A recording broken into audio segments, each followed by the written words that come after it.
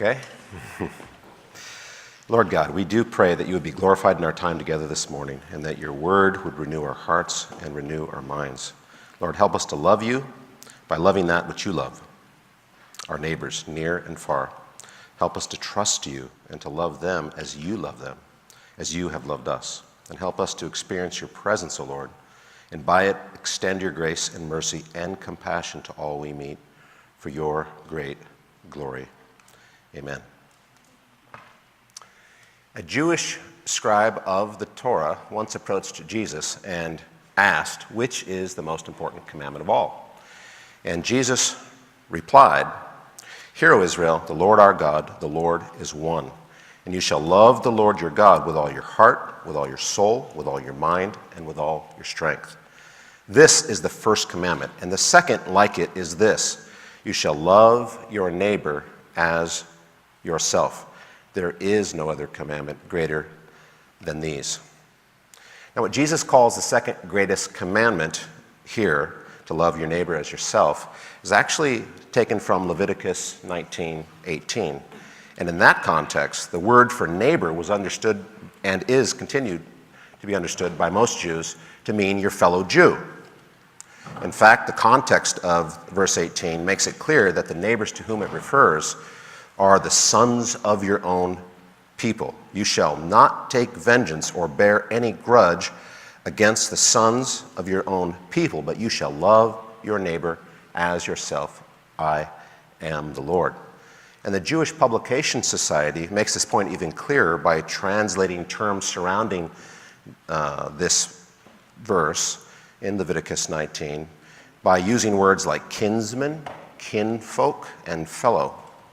However, later in the very same chapter of Leviticus, there are other commandments to love the stranger as thyself. And clearly the stranger was neither Hebrew nor Jewish. And interestingly, God follows this commandment to love the stranger with a reason that we can all understand. For you were strangers in the land of Egypt. Anyone here ever lived as a stranger in a foreign land?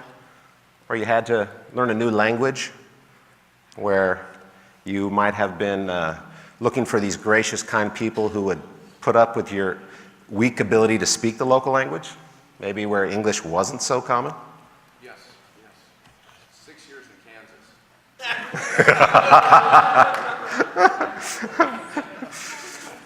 Sometimes, depending on how far from this country you go, even the way people cross the street is radically different than the way we do. Not to mention, of course, the way people drive. But so most people, we tend to gravitate toward those whose language we speak, whose culture we track with. Those who've lived abroad, they're often more sensitive to the needs of foreigners in their homeland. After you've lived abroad for some time, even I guess in a place like Kansas, when you see foreigners in your homeland, you're often more sensitive to their needs. So despite the fact that most of us tend to socialize with people we feel comfortable with, those who've lived abroad are more likely to welcome the foreigner because they know what it's like. It can be lonely to live as a stranger in a strange land. It can be difficult. It can take months to meet some kind people who will invite you into their home and tolerate your weak ability to speak the language and so forth and be a friend. It might even take years. Meanwhile, it can be very lonely. And furthermore, everywhere we go, people will judge you in prejudiced ways because of the foreign policy of your homeland. They'll think you agree with everything your country does internationally. They'll judge you by the color of your skin. They don't know much about you, but after they see the color of your skin, that's enough. They think they know a lot about you. They'll judge you by your religious identity. Once they find out what religion you hold, they'll make assumptions about who you are and what you believe. They'll judge you by stereotypes created by a media that is more interested in gaining viewers' eyeballs and giving headlines that will attract people to read these stories. Sensationalism, more interested in that than giving people a balanced worldview of what mainstream realities are really like around the world. That's really not their responsibility. Their responsibility is to sell newspapers and report the news, but You know, it's not really newsworthy when some nice, virtuous Muslim grandmother in Tehran makes cookies for her kids, right? That's not newsworthy, right? So depending on a complex mix of all these factors, the road for immigrants to gain acceptance can require several decades, maybe even generations. It can be difficult to be a foreigner in a foreign land. The problem is, once immigrants are finally accepted as part of the mainstream wherever they emigrate, often subsequent generations forget what it was like for their ancestors, their grandparents, their great-grandparents, to gain acceptance in this new land. And the descendants of these immigrants may well behave as though they've been there forever.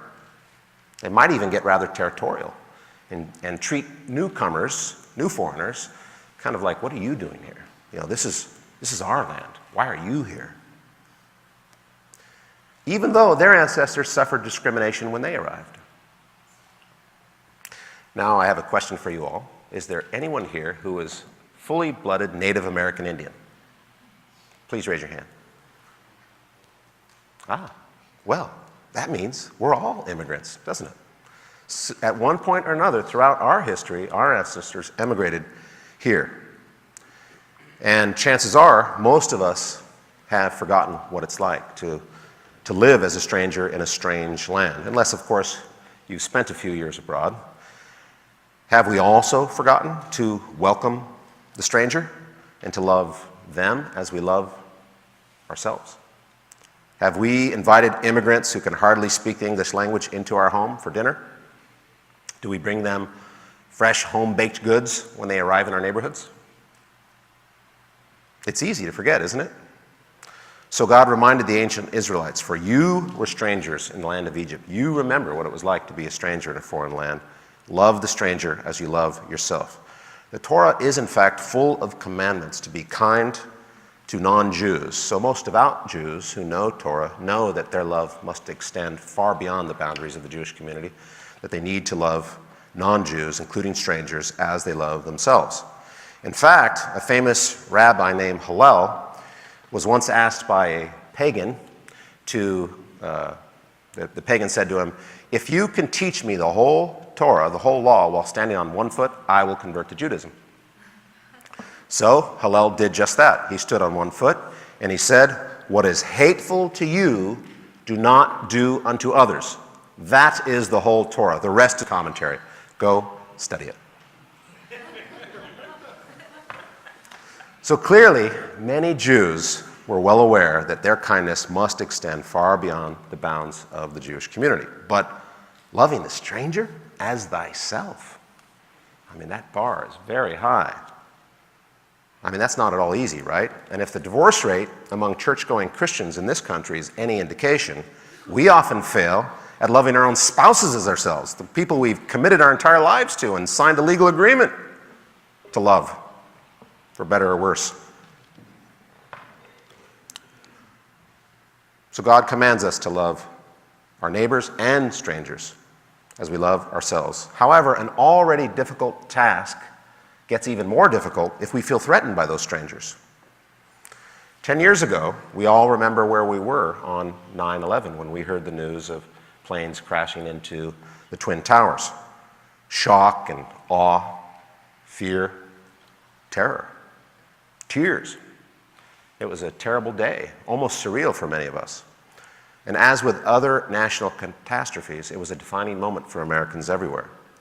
It united neighbors and cities. We grieved together, we worked together, we prayed together.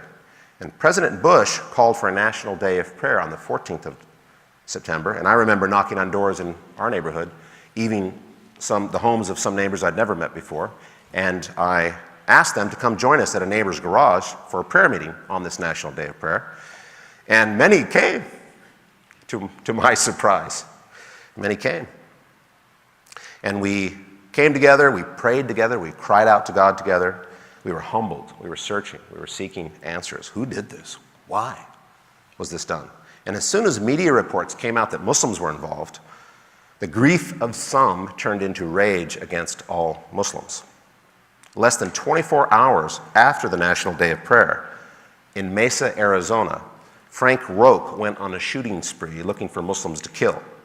Ignorantly thinking that all who wear turbans must be Muslim, his first victim was Balbir Singh Sodhi. Sodhi came to the US in 1989 and he purchased a Chevron gas station. When he was trying to plant flowers around the perimeter of his gas station, Roque drove into the gas station and shot Sodhi 5 times. Shot him dead. Roque went to a local bar thereafter and reportedly boasted, "I hear they're investigating the murder of some towelhead down the street." Roque was sentenced to death for first-degree murder, but the Arizona Supreme Court later overturned his death sentence for life in prison. On the same day that Roque went on his killing spree, Mark Stroman in Dallas, Texas, did the same. He killed a Pakistani Muslim immigrant named Walker Hassan. And a few days later, he wasn't caught immediately. A few days later, he went on the rampage again. He walked into a gas station and asked the attendant, "Where are you from?" And before he could even answer, Stroman shot him in the face with a shotgun. Miraculously, the victim, Rais Bhuyan, a Bangladeshi Muslim, survived. Stroman was convicted of murder and sentenced to death. But guess who sued Governor Rick Perry in order to stop the execution of Mark Stroman? Watch and see. A white supremacist on death row, hell-bent on killing Muslims, is later helped not only by the Muslim he tried to kill, but by the wider Muslim community in Dallas, Texas. And why would the Muslim community want to save him from death row? Because their Muslim faith led them to advocate for mercy, not justice. Rais Bhuyan later explained that his parents, when they raised him in Bangladesh, raised him according to the principles of the Quran. And Bhuyan quoted a particular verse that inspired him to seek to save Stroman's life. He quoted Surah Al-Ma'idah 5, verse 32, which reads, "And whoso saveth the life of one, it shall be as if he saved the life of all mankind." Now, wait a minute. Don't we keep hearing from fear-mongering leaders that all Muslims want to kill all infidels? Why then would the Muslim community of Dallas seek to save the life of this infidel, who many of us would agree is simply reaping what he's sown? Asked another way, who's the real Muslim here? Was it bin Laden, or is it Rais Bhuyan? Centuries of Islamic history and Quranic interpretation suggest that bin Laden and his extremist disciples are the ones who drank the red Kool-Aid and joined a fanatic Islamic cult, and therefore should not be mistaken as being genuine Muslims, but rather members of a deluded religious cult. By God's grace, Mark Stroman finally found that out. In his own words, he said it was Bhuyan's deep Islamic beliefs that gave him the strength to forgive the unforgivable. To forgive the unforgivable. Can we forgive the unforgivable? It's unfortunate that Stroman didn't learn the truth about Muslims until after he went on this killing spree. As he later admitted, "I was ignorant."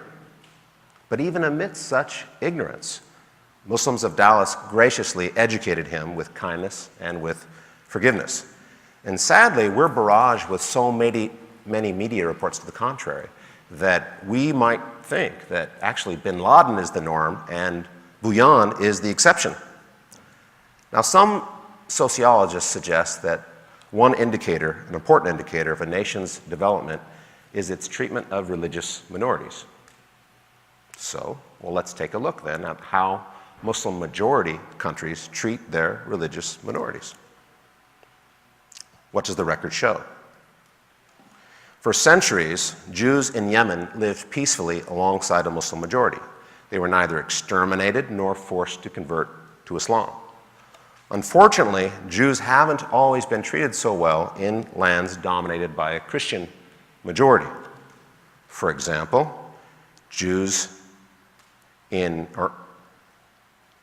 Jews in Muslim lands never suffered the horrors of a systematic genocide as they did in the Nazi Holocaust in Christian-majority countries of Europe. And while Hitler's religious views are debated, he clearly identified himself as a Christian and stated publicly that he regards Christianity as the foundation for German morality. And because of that, Nazi belt buckles had "God with us" embossed right above the swastika. Ask any Jew, who's the greater terrorist? Bin Laden, who called himself a Muslim, or Hitler, who called himself a Christian? In America, Bin Laden claimed nearly 3,000 victims on 9/11. But in Europe, Hitler claimed more than 6 million Jewish victims. 6 million. That's equivalent nearly to the entire population of the Bay Area, from the northern point of the Sonoma County all the way down to Santa Clara County, including the East Bay. Can you imagine? Every person in the Bay Area killed. Without question, Bin Laden could not recruit and mobilize as many Muslims to his militant cult as Hitler recruited church-going Christians to his Nazi cult. Why is that? Similarly, for many centuries, Christians in Egypt have lived alongside a Muslim majority, and never did Egyptian Christians suffer such wide-scale genocide or even mass enslavement as Africans did after church-going Christian colonists arrived from Europe. As far as Muslims can see, it was greedy Christian entrepreneurs who began exporting human beings like cargo over the Atlantic to America between the 16th and 19th centuries. And thankfully, it was also Christians like William Wilberforce who worked tirelessly to abolish slavery in Britain. But it took a civil war to end slavery in this predominantly Christian country of the United States. Our Civil War led to over 600,000 deaths. Christians killing Christians. And people ask me why Muslims kill Muslims. Christians in the South even quoted the Bible to teach that slavery is actually part of God's design. Segregation was part of God's design. After slavery finally became illegal in the U.S., do you think that African Americans, many of whom were also church-going Christians, felt loved and accepted by their white church-going neighbors? Given that in many parts of the South, blacks couldn't even drink from the same water fountains as whites, or sit in the same seats as whites, or wait in the same waiting room as whites, I'd say the Civil War was just the beginning. It took a civil rights movement and the courageous dream of Martin Luther King to move forward. And the struggle still isn't over, by no means. The KKK and other white supremacy groups are alive and well, as is racial prejudice in the hearts of many. Some KKK members today even occupy positions of church leadership. Thankfully, however, the KKK does not predominate in the Christian community, no more than Islamic extremists predominate in the Muslim community. Now, don't get me wrong. I mean, we can cite plenty of cases where Christians and Jewish minorities throughout Muslim lands have suffered, even as every minority suffers, even as minorities have experienced injustice and discrimination and suffering in this great land. But if Bin Laden was representative of mainstream Islam, then non-Muslim minorities would have been exterminated in Muslim lands long ago. But they weren't.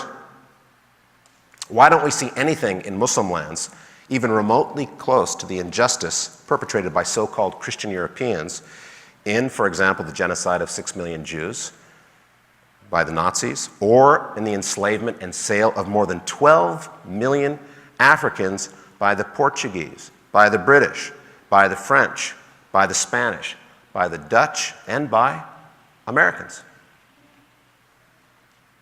In contrast to what many would have us believe, non-Muslim minorities have fared far better under Muslim rulers the non-Christian minorities have fared under Christian rulers. And that's why Rice-Bouillon is truly an example to us all. He was subjected to extreme prejudice that nearly cost him his life, and he did not seek an eye for an eye.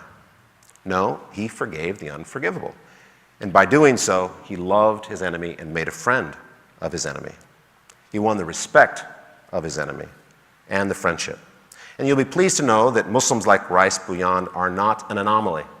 There are many Muslims who share his desire to build bridges of peace and understanding with the non-Muslim community. In fact, in October of 2007, 138 chief Muslim scholars, intellectuals, and clerics came together from all major Islamic schools to extend a global handshake of peace and goodwill to Christian leaders everywhere. They addressed their letter to the Pope of the Catholic Church, to the Archbishop of Canterbury, to the President of the National Evangelical Association, before he fell into such a scandalous, well, we won't talk about that. But in this historic letter, and I quote, Muslims and Christians together make up more of half the world's population. And without peace and justice between these two religious communities, there can be no meaningful peace in the world today. The future of the world, therefore, depends on peace between Muslims and Christians. And the basis for this peace and understanding already exists. It's part of the very foundational principles of both faiths: love of the one God and love of neighbor. These principles, the letter continues, are found over and over again in the sacred text of Islam and Christianity. The unity of God and the necessity of love for Him and the necessity of love for neighbor is thus the common ground between Islam and Christianity. Now, the Common Word letter to Christian leaders everywhere goes on to show exactly how the common ground between Islam and Christianity is shown on the pages of the Quran and in the Hadith, the traditions of Muhammad.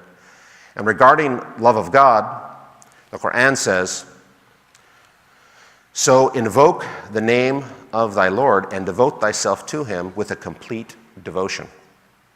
And regarding love for neighbor, the Prophet Muhammad is reported to have said, "None of you has faith until you love for your neighbor what you love for yourself."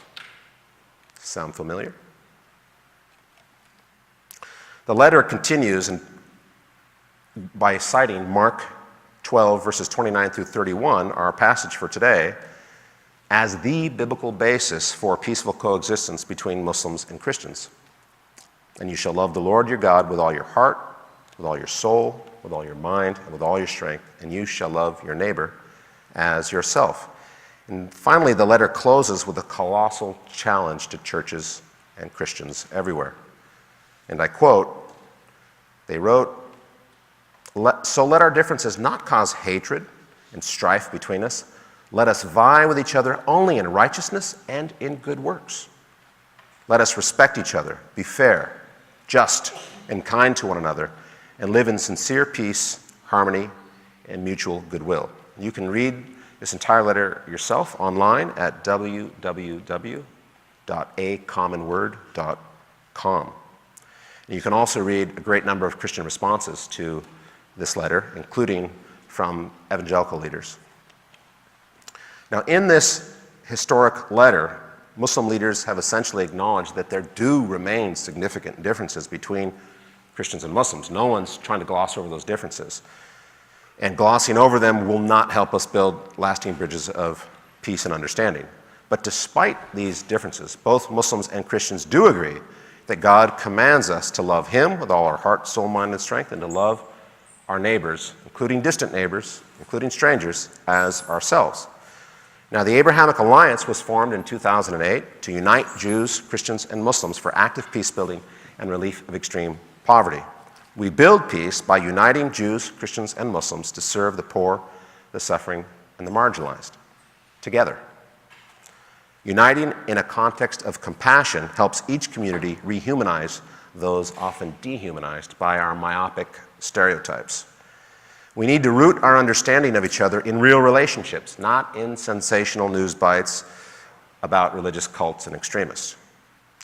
Our path to peace is to obey the commands of Jesus to serve the poor, suffering, and marginalized alongside Jews and Muslims. Sweat alongside virtuous Muslim men and women of peace for a few hours while serving the needy together, then enjoy a meal with them. And you'll see that we can not only peacefully coexist with Muslims, but we can unite for the common good. Peaceful coexistence between Muslims and Christians is not some naive, distant dream. It's a present reality, here and now. And in just a few hours, by God's grace, members of this church will unite with members of Pacifica Institute, a Turkish Muslim organization in the area, to serve more than 250 meals at City Team Men's Recovery Center. And we're going to have a lot of fun doing it, too.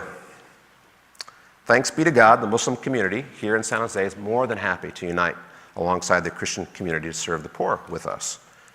As we obey Jesus' commands, they're happy to join us.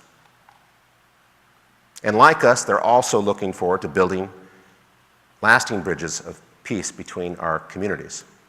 Those who attended our seminar over the last 2 weekends are also eager to meet their Muslim buddies shortly. We're actually going to do the orientation right here and then travel over to the City Team together with the food we prepare. In fact, far more attended our Loving Muslim Neighbors seminar than we could accommodate at City Team, because we just simply cannot, if we had almost 50 people attend the seminar, and if we had 50 Muslim volunteers join us, you just cannot fill City Team Kitchen with 100 volunteers, So we had to limit the number of volunteers who could join us. But thanks to the commitment of Pastor Bruce and Pastor Larry, we have several other events scheduled for this year, in May 20th, September 9th, as well as it looks like we have August 26th coming up to serve with South Valley Islamic Center, and Congregation Emet, a Jewish synagogue, wants to join us in August. So the Torah is pretty clear about our need to love not only our next-door neighbors, not only our fellow countrymen, but also our distant neighbors, the stranger, the foreigner. And Jesus made this abundantly clear when he answered the question of who our neighbor is by telling a story about a good Samaritan. Now, like Muslims and Christians, there are significant differences between Jews and Samaritans. Samaritans claim that their worship is the true worship, the true religion of the ancient Israelites prior to the Babylonian exile, preserved by those Samaritans who remained in the land when the tribe of Judah and Benjamin were carried off into exile. Samaritans claim that the Jews brought back a corrupted form of the religion, whereas they hold and keep the true religion as taught by Moses. The Samaritan center of worship was also different from this Jewish center. The Jews prayed toward Jerusalem. Samaritans prayed toward Gerizim. And the holy books also differed between Samaritans and Jews. The Samaritans only acknowledged the 5 books of Torah, the 5 books of Moses, the Pentateuch, as their holy text. They reject all other biblical books in the Bible Jesus read. That is, they don't accept the book of Isaiah or Psalms or Proverbs or anything other than the 5 books of Torah. So, partly because of these differences and partly because of regional separation and other differences, Jews of Jesus' day generally didn't associate much with Samaritans. And just as certain ethnic groups commonly tell jokes about or at the expense of other ethnic groups, it's likely that Jewish jokesters of Jesus' day probably poked fun at Samaritans in ways that were not so kind. Now, of one thing we can be sure, it would be extremely uncommon for a Jewish rabbi to cast the Samaritan as the hero of any story. And yet, Jesus points to a virtuous Samaritan as the hero of his lesson to a Jewish audience. And then he said, "Go and do likewise." Care for those in need, like the Samaritan cared, like the Good Samaritan cared for the man who fell by the wayside, attacked by robbers. You can almost hear some of Jesus' audience, his Jewish audience, replying something like, "Excuse me, Rabbi Jesus, Samaritans, be like a Samaritan? I mean, are you kidding? I mean, Samaritans are heretics. They're unbelievers. They've rejected our prophets. They've rejected our holy books. Good Samaritan? I mean, can there be such a thing? Isn't that a contradiction in terms? So as Americans today, we don't have much problem with Samaritans, right? So if Jesus walked in here today to teach us about loving our neighbors, I don't think he would tell us a story about a good Samaritan. I think he would tell us a story about a virtuous Muslim. A Muslim like Rais Bhuiyan, who forgave the unforgivable and then sought to save the life of his enemy. By doing so, Rais Bhuiyan turned his enemy into his friend. Now, if there's one thing I hope I've made clear this morning, it's that most Muslims, the overwhelming majority of Muslims, are certainly not our enemies. A very small fanatic fringe of Muslims certainly are. And that's the sensational headlines that we read about often. Now, on the contrary, as many will experience firsthand today at City Team and right here as we do the food preparation, many Muslims are happy to serve the poor alongside Christians. Muslims deeply respect Christians who take Jesus seriously and actually seek to orient their lives around obedience to Jesus' commands.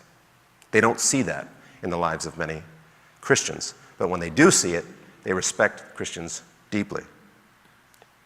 Jesus commands to feed the hungry, to clothe the naked, to care for the orphan, and for the widow.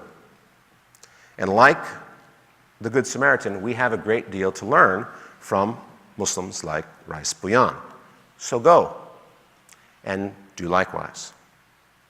Love God and love your neighbor. Thank you.